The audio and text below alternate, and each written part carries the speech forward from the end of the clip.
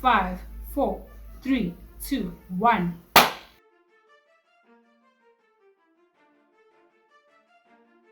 Hello everybody and welcome to the Screen Rhapsody. My name is Sino and I hope you are all doing well. So in today's video, as prefaced by the title down below, I will be reacting to Breaking Bad Season 1 Episode 3. Can I just say, right off the bat, I'm scared. I'm scared because I don't know where we're going to be today. Episode 2, I was like thinking we were gonna get on track, it's gonna be smooth, the kinks are gonna sort themselves out rather cleanly. They did not. And so I'm terrified now because I have no idea what's gonna happen. But anyway, let's go. Oh! Blech. I really want to throw up because I ate a few minutes ago. Oh my goodness. Okay, think of it as mushy watermelon. Oh, it's not mushy watermelon. Oh, this is disgusting. I'm having a hard time watching this, you guys.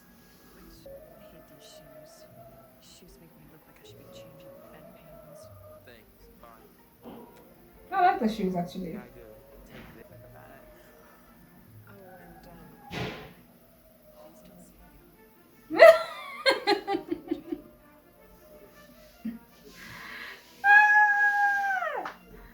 She is bothered. I am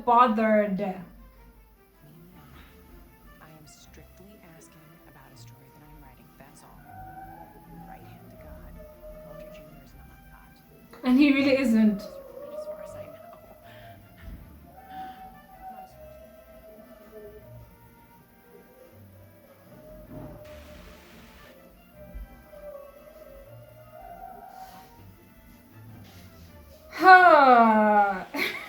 This is so incongruous. Is he gonna use some? He really ought not to.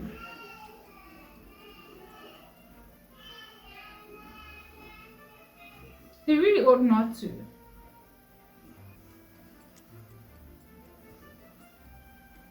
I don't know what the story is doing anymore. I don't know where we're going.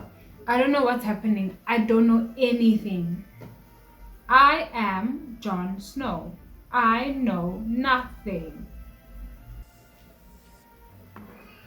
What are they going to do with him? What is he thinking? Are we gonna get to a point where we're actually studying this myth, or we're just watching this man's life spiral out of...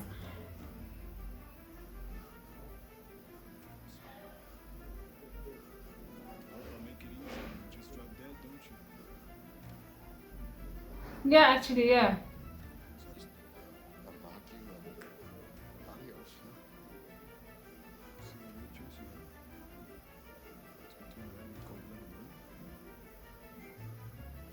Those are really horrible choices.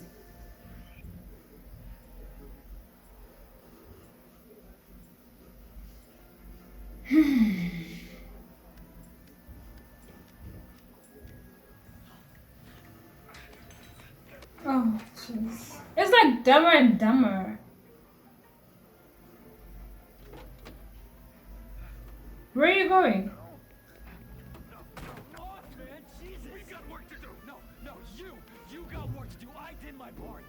That he did. Coin flip is sacred.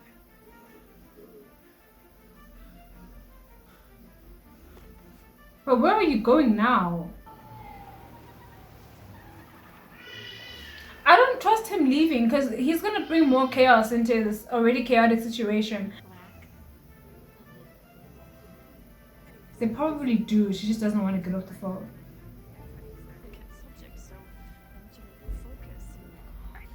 Oh no. Tell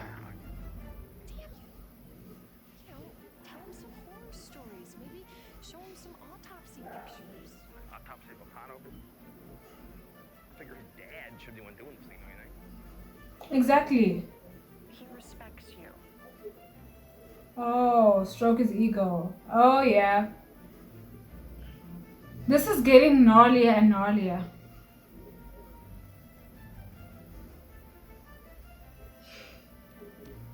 No. No. Aibo!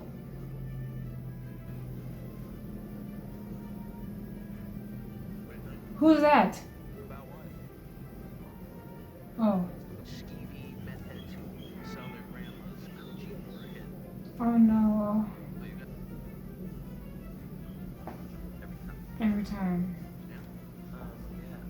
So This poor kid has no idea. Exactly. Don't make me get out of the car! Also, they know who he is. come on, Wendy, let's see those pearly whites. Oh. Seriously. Tell my friend how you got started. Probably used to be what, like a Girl Scout. Probably sang in the church. This is insane. Like playing football. QB. No, I'm like a howitzer. Ah! You know, for all his crassness, he's a good one, I think. Hey, fair warning, next time I'm gonna bust you. Why is she not scared of him? Is he all bark and no bite?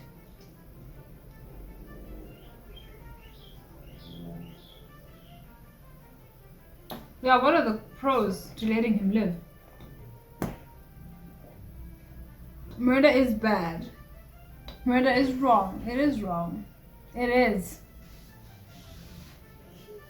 But you have not asserted your dominance in a way that really matters. So what would you having him live benefit you?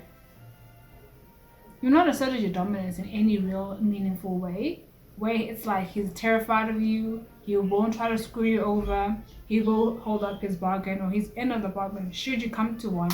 So why would you keep him alive? I gotta learn to say, no. What if she's at Guy, Bogdan's store and she can see that he's not there? I seriously doubt that. Since you quit 2 weeks ago. Yeah. Why don't you just stay?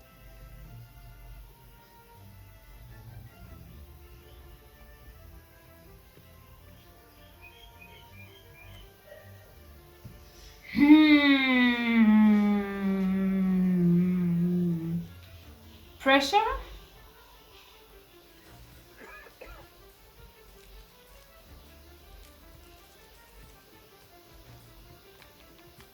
How is he not trusting him to not give him something horrible? Like rat eggs. That's terrible, Sino. Is he going to?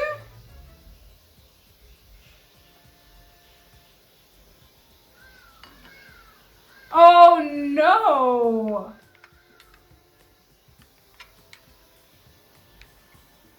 What a waste of perfectly good food. I hate when people do that.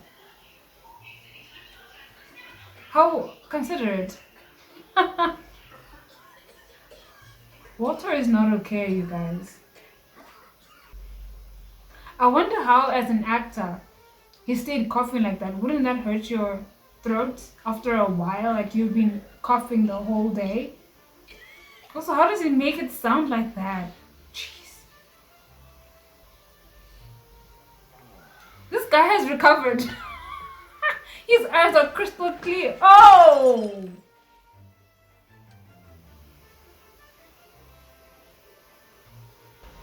How long was he out for? I've never seen someone knock themselves out just by cough. Yeah. Were you in the same shit you used on me? No. No, he did not. He has something a little more. There we go.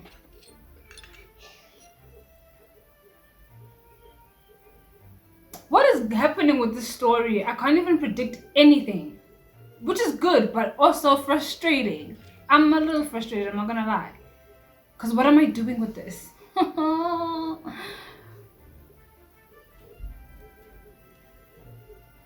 He is recovered. He is fine. Do they ever get anything done? I want to know, does anything happen? Do they get to the part where they are actually seeing the rewards for their efforts. What is that? That beer. He's gonna give him some beer. What a gracious host. Ah! And crisps. You could have poisoned it. You really could have poisoned it. Ratex.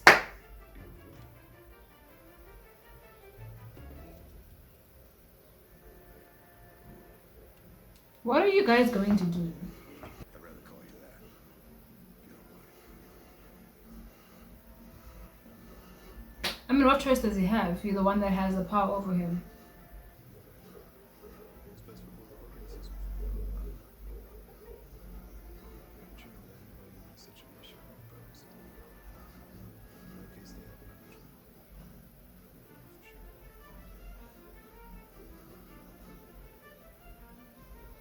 That's true. ABQ. Studied business administration over at UNM.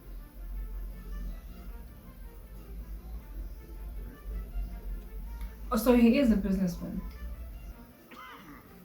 Pretty moronic. Looking good. Wow. Didn't have to stick in your head. Did you write that? But did you ever shop at Tampico? Musician of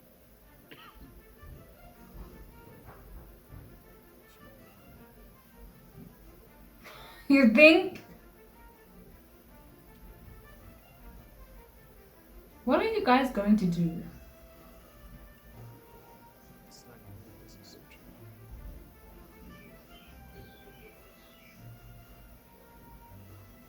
Help me for the story.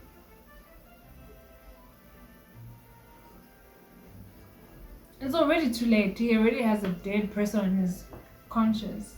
Is he gonna come after him? Or is he gonna kill him?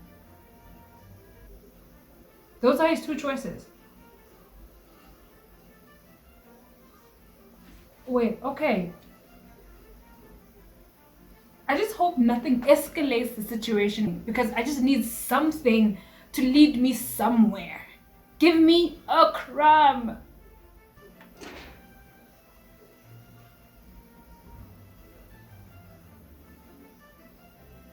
Wait, what?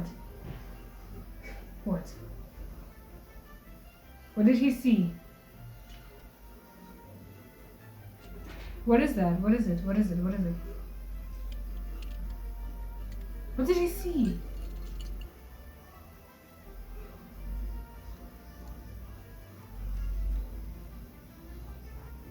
Yep.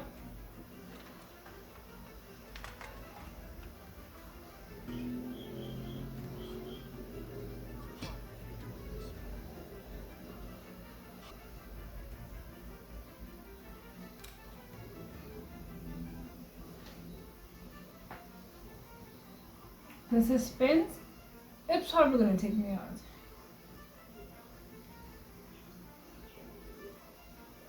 Guys, I can't do this.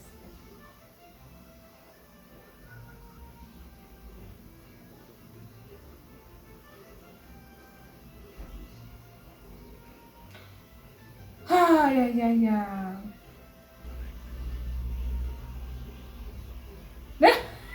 It's a bit too late to ask him that now.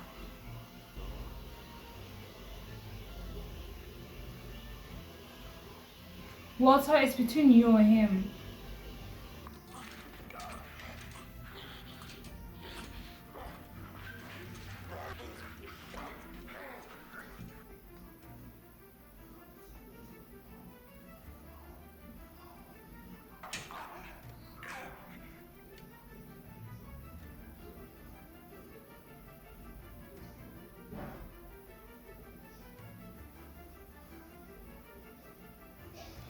That's crazy.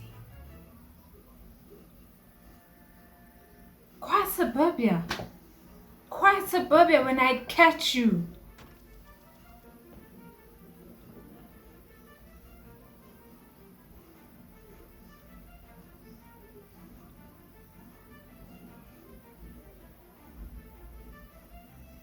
It's pristine. You are talking to the trap car master, my friend. He's gonna find something.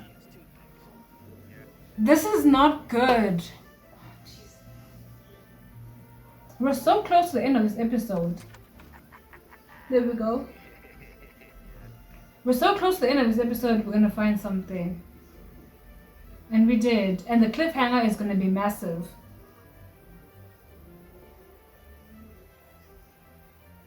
It's getting murkier and murkier. Is he trying to jump?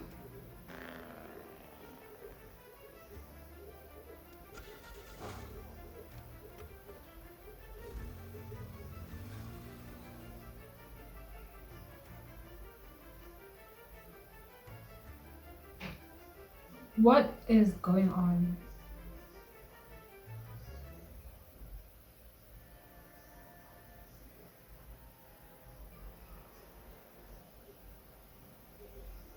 Is he going to tell her? There's something I have to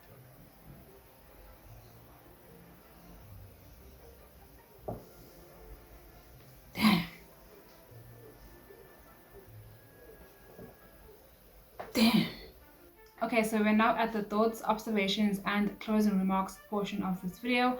I have my notes down here, so I'll be glancing down at my screen just to keep track of them and just so that I don't repeat what I say.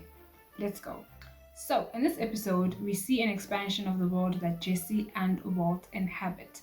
We see beyond just their intersection in the meth situation. We also meet another associate of Jesse's. We also learn that Marie is a snitch and a thief. And we also learn, well, I mean, we already knew this. Hank is still obnoxious, but he means well. I cannot be mad at him for being concerned about his nephew. I can't be mad at that. There's nothing wrong with that. The next thing that I would like to note is that we see in greater detail just how annoying family meddling can become, and also just how dangerous it can become, because Walter Jr. is now being flung into the Scared Straight program, all because his aunt, Marie, assumed things, assumed wrongly, and went and told her husband, and also instructed her husband on what action to take. I mean, I'm sorry? Does Walter even know or understand just how dangerous and precarious the situation his family is in because of him and his actions right now? I'm not, like, the impact of any kind of slip in speech might happen between Skylar and Marie, or any kind of wrong interpretation of maybe feelings or mood or behavior on Marie's part or Hank's part of either Walter Jr., Walter, or Skylar could really bring this entire operation crumbling down around him. They're too close. His outlaw dealings and the fact that he has a brother-in-law in the DEA is too damn close. It's too close for comfort. It's freaking me out. It's freaking me out. I don't like it. Let me calm down. Okay. Next point. Speaking of family, the situation at home for Walter is falling apart day by day. Skylar keeps getting more anxious and anxious. She now finds out that he no longer works his second job at the car wash, and he hasn't painted the baby's room. He has been sitting on that for I don't know how long, and now she's been forced to take care of that. As a wife, I can't imagine how she must be feeling. I can't imagine what she must be thinking. Her mind is probably teeming with a million possibilities of what her husband could be getting up to, and none of them are making her feel safe or at ease at all. I feel bad for her. I feel bad for her because she's pregnant. Money is tight. Husband is acting erratic and out of character. She's having to, I guess, do more in the home because the husband has been absent so much. That kind of sucks. I understand why she's so uptight and high-strung. I completely get it. Next point. Jesse is still not listening to Walter. And it's not as though we don't know what is going to happen when you don't listen to Walter. when you don't follow Walter's instructions. Walter said in the first episode, we do not use. We do not get high off our own supply. What is Jesse doing? Getting high off his own supply. I mean, who doesn't know that this is going to turn out badly? I'll wait. Because history has shown us, quite literally and metaphorically, when things blow up in their faces because Jesse didn't listen to Walter. History has shown this already. We know that it's only a matter of time. If there's one thing this show is great at, is causing me anxiety. I'm not a person who's naturally prone to being anxious. I'm not. But this right here is cranking up that gauge to like 100. It's anxiety and unexpectedness because I don't know what to expect. Everything that I thought was going to happen has not happened at all. In any way that I anticipated, hasn't. Next up, we see the change and devastation / desperation that comes upon Walter when he puts together the broken pieces of the plate and he realizes that his decision has essentially been made for him. The decision to off Crazy 8.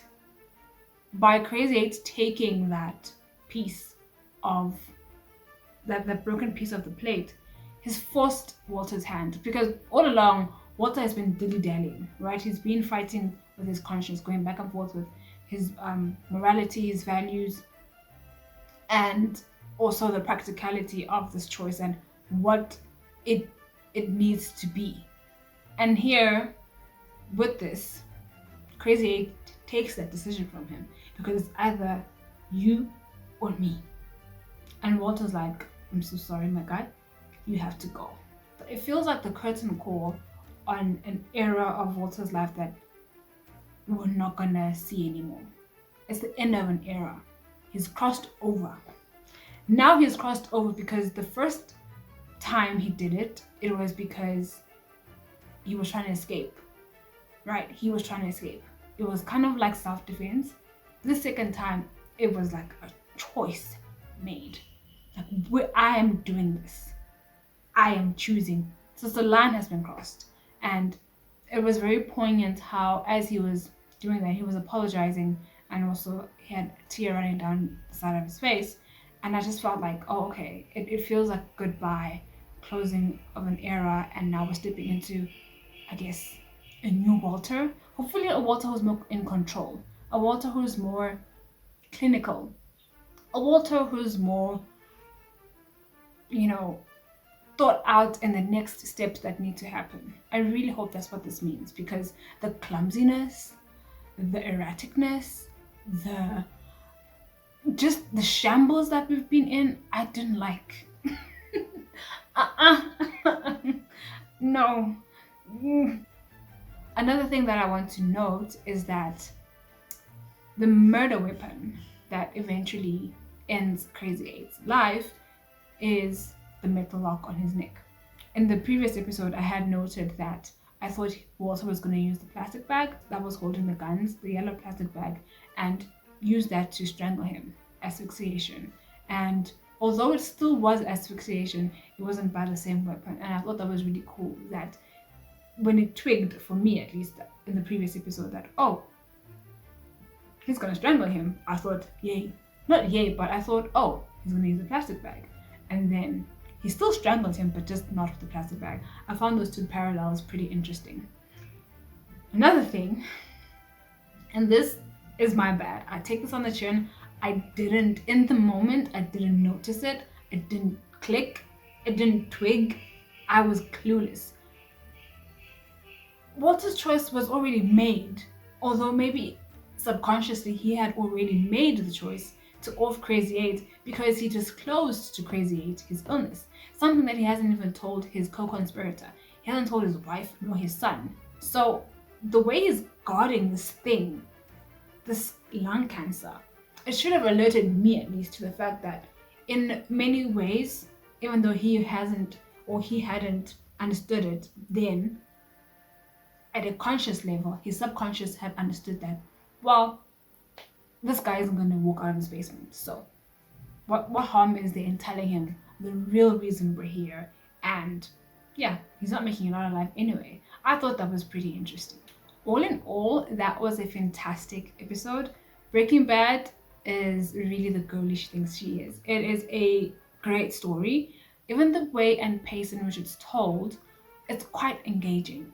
We're 3 episodes in, and even though, I mean, to some degree, some might feel a bit antsy that we've only made like a nucleus cast, I'm happy with the cast that we know so far and the time we've spent developing and getting to know all these different characters and how their lives intersect. I'm keen to see the world expand.